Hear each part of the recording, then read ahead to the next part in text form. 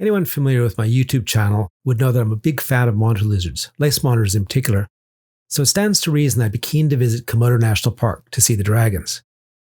Not only are Komodo dragons the world's largest monitor lizards, but they're also the lace monitor's closest living relative. Well, quite a number of years ago, I decided to take that trip with a couple of mates, both of whom were called Matt, to celebrate my birthday. I actually started putting together the idea for this video during the COVID-19 pandemic, as I missed being able to travel and thought it might be a good time to take a trip down memory lane by reliving one of my all-time favorite holidays. Now a few more years have passed, and I finally have time to work on this video. Before I get started, I should probably apologize in advance for any mispronunciations or bastardization of the Indonesian language. I'm not a Bahasa speaker, and I'm only reading these things phonetically, so I do apologize. Komodo National Park is in a part of Indonesia known as East Nusa Tenggara, or the Lesser Sundas. Although they are commonly referred to as Komodo dragons, Komodo Island is only one of several islands on which the dragons are found. In addition to Komodo Island itself, there are populations on Rinca, Flores, and the smaller islands of Motang and Nusa Kode, which is also known as Gili Dasami. They are also found on Padar, but opinions varied as to whether or not there were any there when I visited the area. Fortunately for me, Indonesia is very close to Australia and therefore a relatively easy flight from my home in Sydney. So the plan was to fly into Bali, take a short flight from Bali to Flores, and then from Flores catch a boat to Rinca and Komodo, where the two largest populations of dragons live. Although Bali was intended to be a stopover only on the way to and from Flores, we did the touristy thing while there anyway. If you spend time in Bali on the way to Komodo, the excitement starts to build up early. For starters, there's the wooden Komodo dragons for sale in many of the shops, although I bought this one from a villager on Komodo Island itself. Then there are the large stone dragons in the monkey forest. For us, the excitement really started to escalate on the flight from Bali to Flores. Even the paper tickets for the flight, do you remember paper tickets? Had dragons on them. One of the mats was reading the Komodo chapter of Douglas Adams' book, Last Chance to See, which we all took turns reading, as it described the areas we were going to be visiting, and not much had changed since Adams had visited the area. Then, as we got closer, we were able to identify parts of Komodo Island from the air.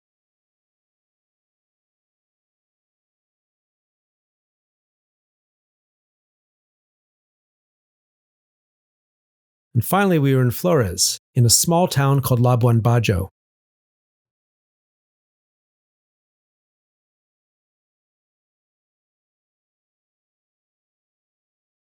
Now, you'd think for a trip like this that I would have planned the itinerary months in advance, but for some reason I made the decision to spend my birthday photographing dragons only 2 weeks before the actual date, so we flew by the seat of our pants. My actual birthday was on a Monday, and I absolutely wanted to be on one of the islands photographing dragons on the day of my birthday. But we arrived in Flores the day before, which was a Sunday. I was so excited about the trip that I hadn't even stopped to think that it might be difficult organizing everything the day before, especially being a Sunday. But luckily for us, our taxi driver from the airport, Mr. Mike, was a bit of a local entrepreneur and a one-man tourism operator, so he assured us he could organize the whole thing. He took us to Labuan Bajo's famous Paradise Bar, where we spent the next few hours relaxing over a nasi goreng lunch and a bintang beer or two, while enjoying the view as Mr. Mike got on his mobile phone and organized a boat, crew, and even an English-speaking interpreter. As you'll soon see, it was far from a luxury trip, but our 5 days of island hopping on the boat, including basic accommodation and food, was going to cost us around 133 Australian dollars each. Not bad considering this trip still ranks as one of the best holidays I've ever taken. Our boat was going to leave from this dock down here, so after lunch we headed down there and were on our way. This boat was going to be our home for the next 5 days, sleeping on the deck, and using this blue barrel of fresh water to bathe. The cook would stop passing boats to buy fish and chickens for our meals, and the boat's diesel engine was the near constant soundtrack for most of our adventure.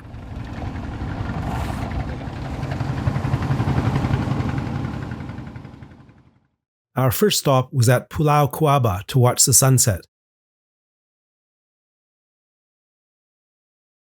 When you look at a satellite view of Kuaba, you'll notice that it's quite a tiny island completely surrounded by mangroves. The mangroves were the reason for our stop there. Kuaba is also known as Kalong Island, which translates to Bat Island, as the mangroves provide a roost for a large fruit bat colony. Fruit bats, or flying foxes, are a familiar sight in Australia, but it's always spectacular to see a colony take off on their evening flight in search of food, so we spent the evening at Kawaba watching the bats, while listening to some pretty funny conversations coming from the boat next to us. Once it got dark, we lifted anchor and set off for Wallacea, where we moored for the night so we could hit Rinca early in the morning.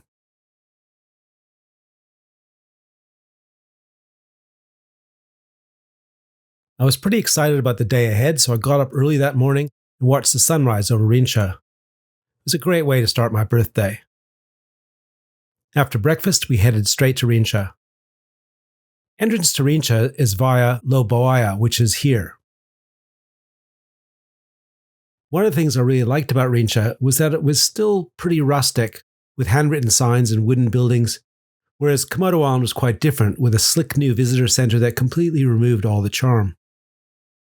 Once you hit the dock, you walk across a large mudflat and then head straight to the ranger station. We started seeing dragons, which the locals referred to as ora, almost immediately, as there are quite a few hanging around the ranger station.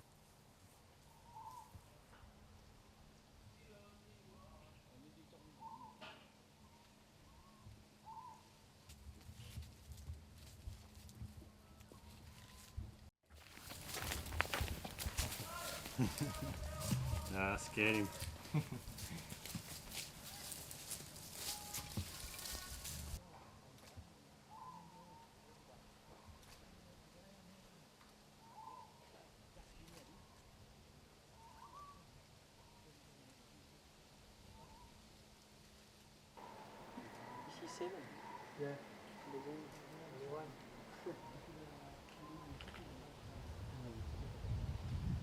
They seem to hang around for scraps of food,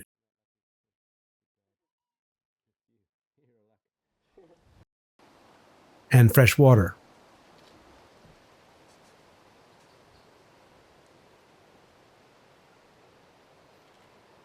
as well as for shade.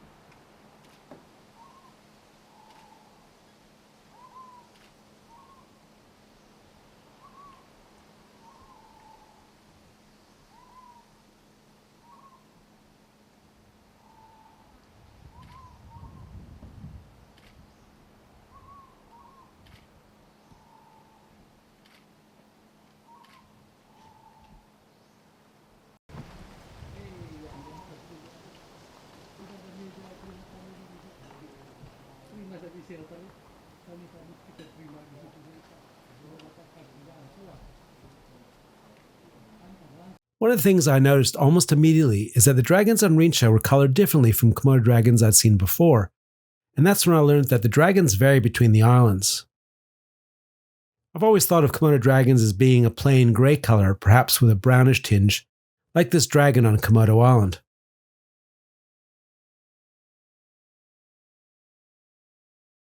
Most Komodo dragons in zoos around the world, on the other hand, tend to have quite a bright yellowish neck and a light-colored head, usually with bluish lips, a black triangle under the eye, and some black speckling around the face. It turns out that that color pattern is typical of the Komodo dragon populations on northern Flores. The Rinca dragons are somewhere in between these two, looking a bit like a Flores dragon, but with more black on the face. After this trip, I started to notice when watching documentaries that most documentaries on Komodo dragons are shot on Rinca rather than on Komodo. There's a reason for this too, which I'll discuss later on. Many of the dragons around the ranger station were females with large bellies full of yolked up ova in readiness for the upcoming mating season.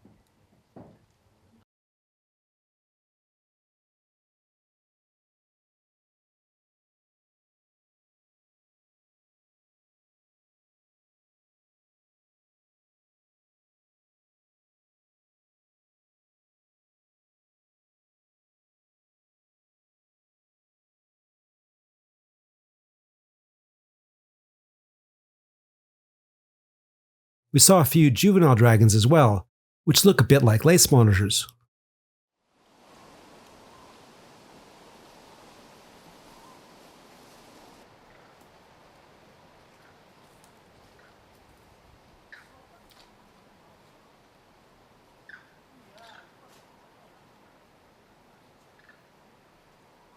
Anyway, we weren't there just to photograph dragons around the ranger station, so we decided to go on a hike. Any walking one does around Rinca or Komodo must be done with a ranger. The rangers all carry a forked stick with them just in case, but very rarely use it.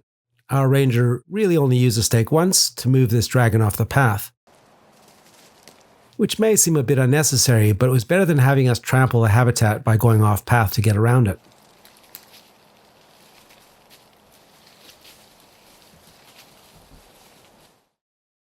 We were given a choice of whether we wanted to do a half-hour walk, a 2-hour walk, or a 7-hour walk, so we picked the 7-hour hike and headed off. Our first stop was to look at some old dragon nests from the previous season.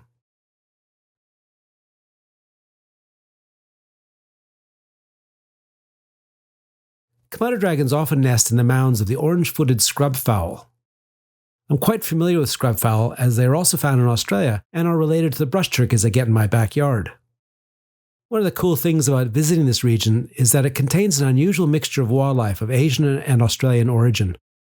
If you'll bear with me for a bit, I'm going to go off on a bit of a tangent because it's not only interesting in and of itself, but it also helps to explain the origins of the Komodo dragon and at the same time creates a potential conservation issue for them. I mentioned earlier that Komodo dragon's closest living relative is the Australian lace monitor, and that's because the ancestors of the dragons originally came from Australia.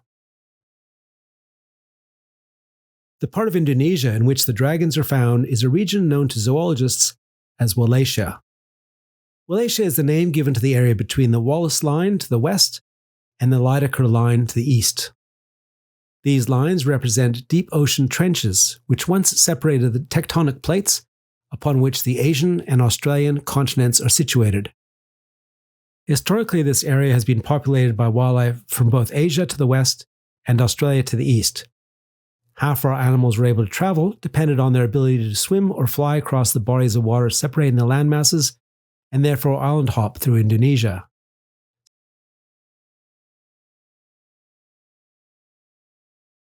So, for example, on the trip we saw Indonesian yellow-crested cockatoos, which look like a miniature version of the Australian sulphur-crested cockatoos I get in my backyard, because cockatoos can fly between islands. You'll see later that we also saw monkeys, pigs, and deer on the trip, which can swim between islands, but none of these occurs natively in Australia.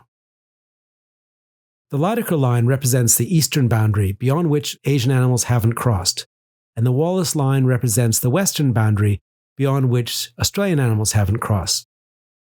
The area in between is a mishmash of animals whose ancestors came from either direction. The Wallace Line not only represents a hard barrier beyond which Australian animals have never crossed from the east, but it also represents a hard barrier for some Asian animals which have never crossed from the west. So, for example, apes, cats, and true toads are only found west of the line. And this is where the potential conservation issue for Komodo dragons comes in. The Wallace Line is not only a biological curiosity, but it also has serious conservation implications for Komodo dragons. Australia has no native toads, so unlike monitor lizards in Asia and Africa, Australian monitors lack certain enzymes which would enable them to break down toad toxins. That's why the introduced cane toad has had such a huge effect on native Australian monitors, particularly the mangrove monitor, the yellow-spotted monitor, Merton's water monitor, and Mitchell's water monitor. In the case of Mitchell's water monitor, this once common and widespread species has recently been uplisted to critically endangered due to the movement of cane toads across the top end of Australia. So what does all of this have to do with Komodo dragons? Well, because the ancestor of the Komodo dragon originated in Australia, it too has the same mutation as the Australian monitors, so it also lacks the necessary enzymes for dealing with toad toxins. Unlike Australia, Asia has a number of native toads, with one species in particular which is very widespread, the appropriately named Asian common toad. Like most toads, the Asian common toad has large glands which secrete toxins. This toad is really common west of the Wallace line, and the worry is that one day it'll accidentally get transported by boat east of the line to Komodo National Park, where it could have a devastating effect on the dragon populations, as young Komodo dragons will quite likely try to eat small toads. Anyway, that was a very long aside. Let's get back to the adventure. After looking at the Komodo dragon nests, we headed off on our hike. The hike started in the monsoon forest, which surrounds the ranger station, and one of the first animals we saw there was a Siamese Russell's viper. Thanks to the sharp eyes of our ranger who spotted it in the leaf litter. We had also seen a spitting cobra, but I didn't get a chance to photograph that.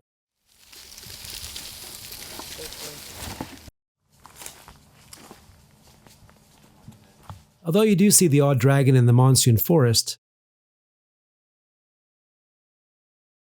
in the morning the dragons are more likely to be found out in the tropical savanna further up the hill, often moving between small patches of forest.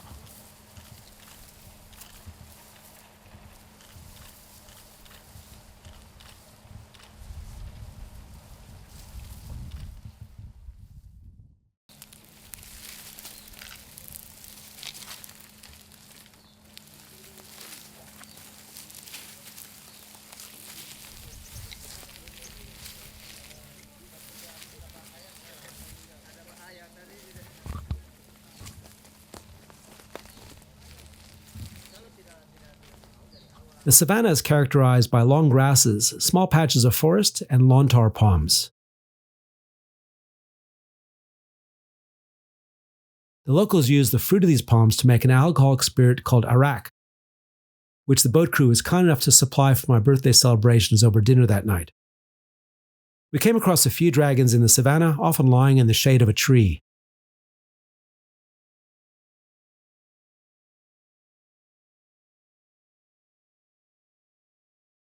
People have asked me if I ever felt threatened while looking at the dragons. For the most part, they acted just like giant lace monitors. If anything, they often seemed very wary of us and gave us suspicious side glances.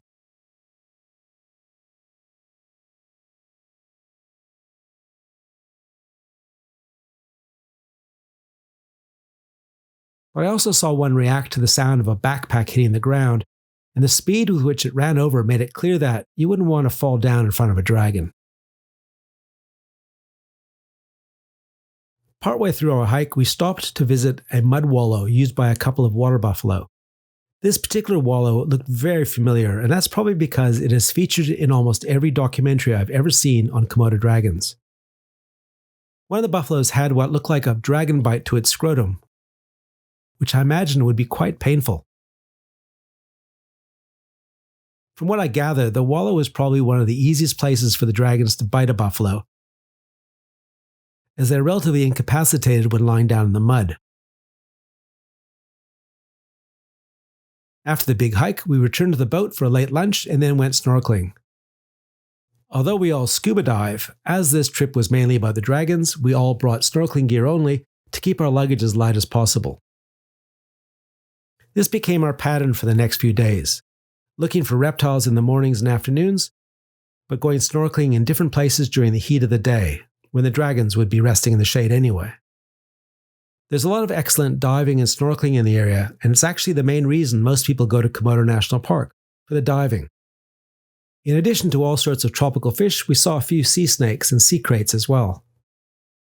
After lunch and our swim, we returned to Rinca to spend more time with the dragons. It was great to get some footage of the dragons in the afternoon light. This particular dragon seemed quite curious about me and got really close.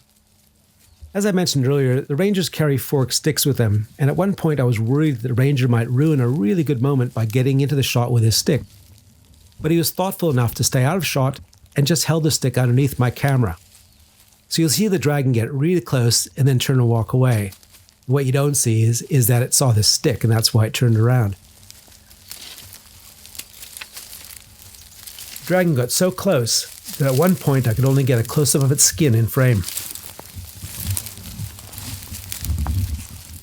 The afternoon light was also great for getting some shots of the island itself. and the bay by which we entered.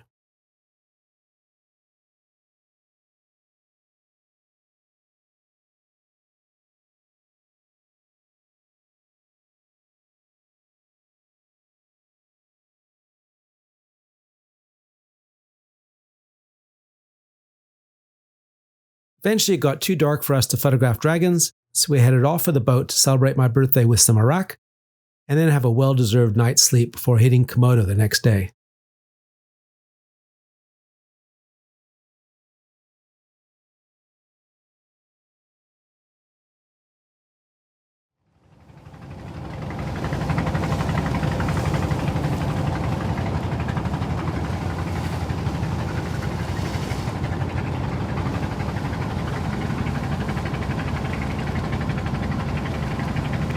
The view of Komodo Island as one approaches from the east is instantly recognizable if you've ever watched a documentary on Komodo dragons.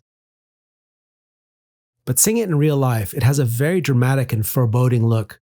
It looks like the sort of island on which King Kong might live, or where one might find the Lost World with living dinosaurs. So knowing that it has the world's largest lizards living on it comes as no real surprise. To land on Komodo, you enter this bay and then turn north to Lo Liang. And because Lo Liang is south-facing, unlike the north-facing entrance to Rinca at Wallacea, we immediately noticed a difference which would have implications for our visit. If you compare this view of the entrance to Komodo looking from the south with this view of Rinca looking from the north, you notice that Komodo looks much greener. That's because the volcanic hills which make up these islands form a rain shadow, so there tends to be more monsoon forest on the southern slopes. This has implications for visits to the islands, especially if you start in the morning to see the dragons before they retreat to the shade for the heat of the day, because the dragons are far more likely to be in the savanna than in the forest in the morning, and they are also harder to spot in the forest. This means that if you visit both Rinca and Komodo, you're likely to see way more dragons when you visit Rinca than when you visit Komodo, because on Rinca you go through a small bit of forest and then almost immediately are in the savanna, whereas in Komodo you'd have to walk a fair way through monsoon forest before reaching savanna. This is part of the reason most documentaries on dragons are filmed mainly on Rinca rather than on Komodo.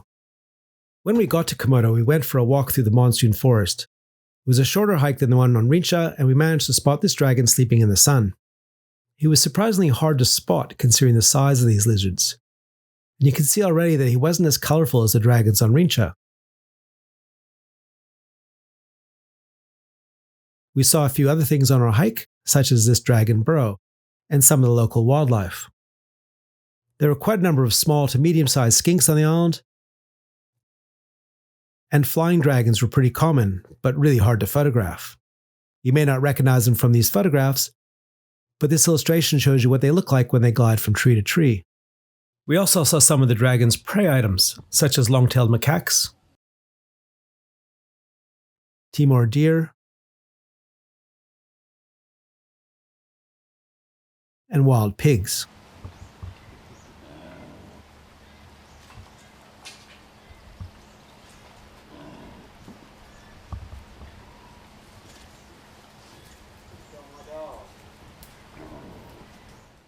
Further along on the hike, we stopped at a slightly higher elevation to get a different view of the island and take a few photographs, before returning to Lo Liang, where we spent most of our time photographing a couple of dragons hanging around near the ranger station.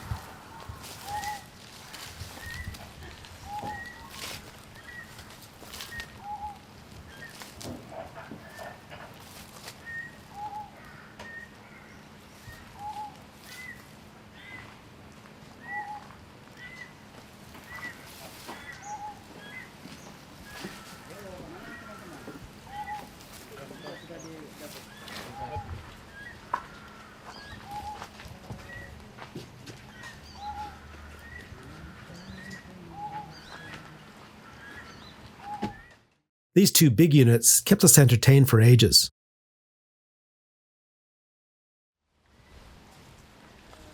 Because there are quite often a few dragons hanging out near the ranger stations on both Komodo and Rinca, people often get the misleading impression from watching documentaries that the dragons are more social than they are.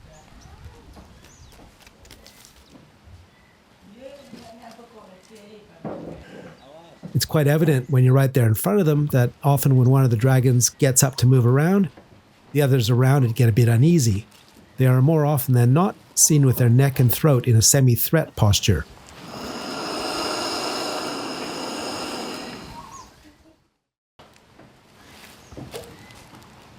At first glance, the two big males hanging around the ranger station on Komodo seemed to get along quite well, for they were lying around pretty close to each other. But when either one of them started to move around, it became clear that they were particularly uneasy that close. And it got quite entertaining at times. At one stage, one of the dragons moved to a patch of shade somewhere else,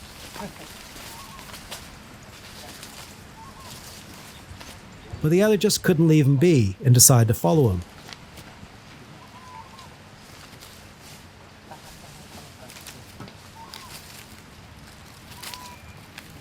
As he got closer, the first dragon started to get uneasy. Now it's quite impressive hearing a large monitor hiss. Listen to this wild lace monitor.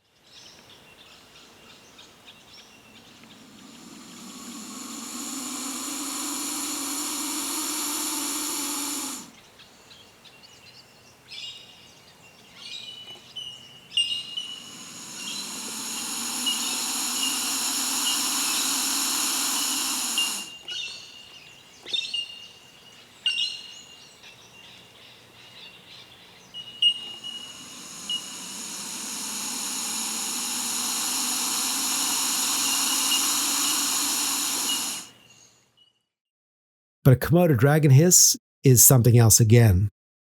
Of course, it's proportional to their size.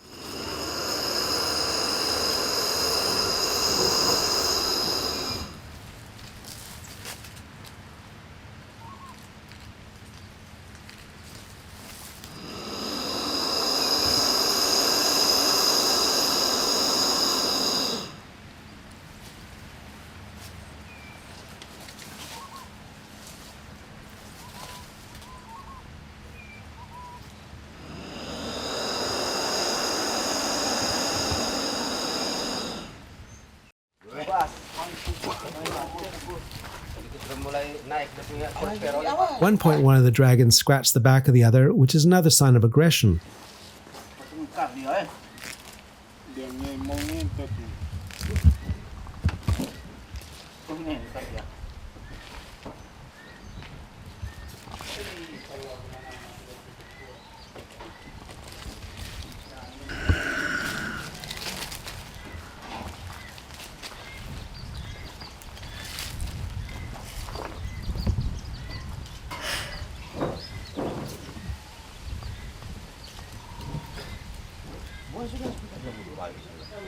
It was not long after this that I figured I should probably get out of the way, as the dragon that was being picked on seemed to have turned towards me. After a brief stop to the village on the island to buy some souvenirs, we boarded our boat and headed off.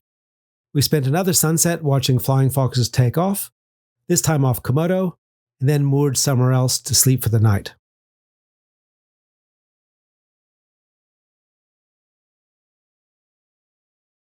Just to mix it up, we spent the next couple of days looking at other animals rather than dragons. We stopped at a number of places to snorkel on the way back to Flores from Komodo Island.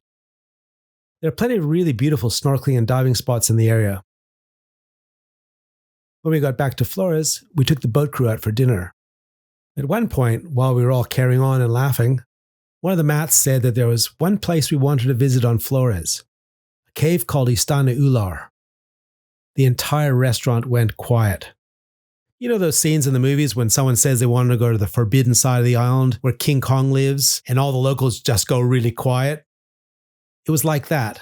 You see, Istana Ular means snake palace or snake temple and is a cave full of bats which attract snakes, particularly reticulated pythons. And clearly our boat crew did not like snakes. They just said there's no way in the world they're going to take us there. They did, however, know someone who could take us, a guy called Ari. So they organized it, and the next morning Ari picked us up and drove us the 2.5 hours inland.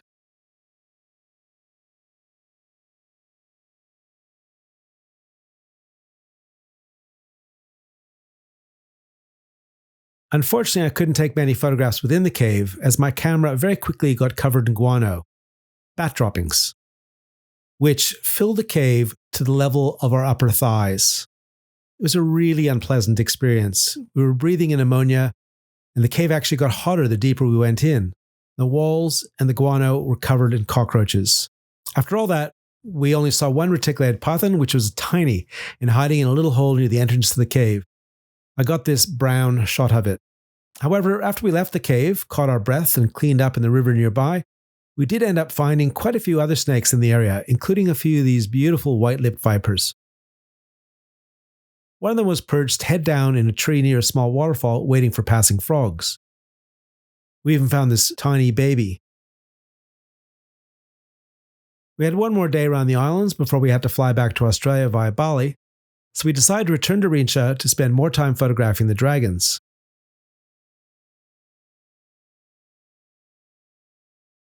It was good to return to Rinca. We all agreed that it was our favorite island for viewing the dragons. And coming back allowed us to pay more attention to things we may have missed the first time around. I often find the first time I go someplace new to view wildlife, I concentrate so hard on getting decent photographs and videos of the animals that I neglect to take photographs or videos of important establishing shots that are crucial for putting together a video. For example, most of the shots and videos I have of the habitat on Rinca were taken on the second visit rather than the first. We started seeing dragons immediately on leaving the boat, as there was a young one near the dock on the trail to the ranger station. And overall, we spent less time hiking around on this visit and more time photographing and videoing the animals around the ranger station.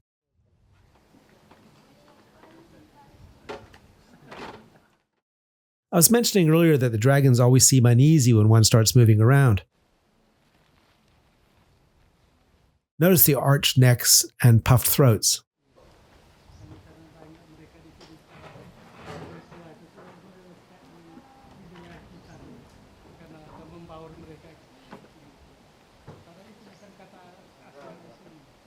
One dragon even went for a bit of a tail whip.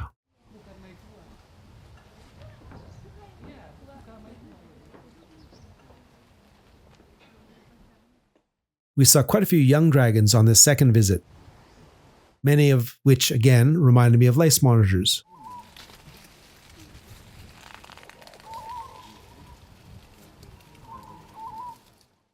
We did go for a short hike as we wanted to see what was happening at the wallow. We saw some more wildlife, such as these Asian banded hornets.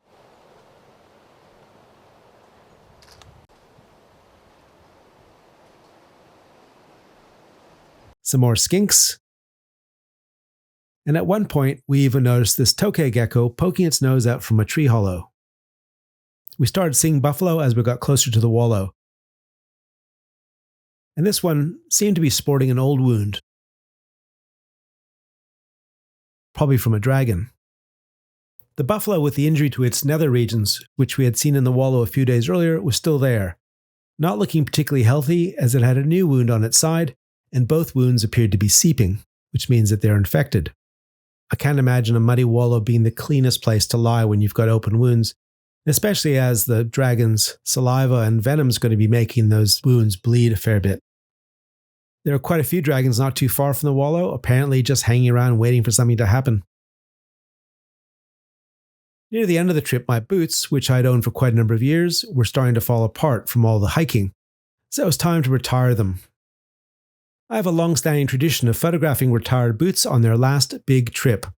For example, many years ago, I had a pair of boots die on a trip to Lone Hill National Park in Australia. And more recently, during the pandemic, I photographed the boots I was retiring in my backyard because that's where I had spent most of the previous couple of years. So Rinca seemed like a great place to retire my boots at the end of the Komodo National Park trip. And after looking around, I figured the Komodo National Park sign on Rinca was the perfect spot for the photograph. One of my favorite things about this sign is that it clearly once said the World Heritage Site before it was changed to a World Heritage Site. Guess if you're a herper with a keen interest in monitor lizards, it pretty much is the World Heritage Site. Well, I hope you enjoyed the video. If you want to see more videos, please like and subscribe. And make sure notifications are turned on. Cheers.